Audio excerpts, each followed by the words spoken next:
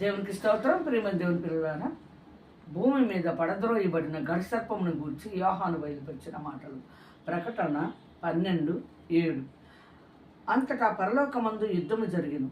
మిఖాయేలును అతని దూతలను ఆ గడిసర్పముతో యుద్ధము చేయవలనని ఉండగా ఆ గడిసర్పమును దాని దూతలను యుద్ధము చేసిరి గాని గెలవలేకపోయింది. కనుక పరలోకమందు వారికి స్థలము లేకపోయిను.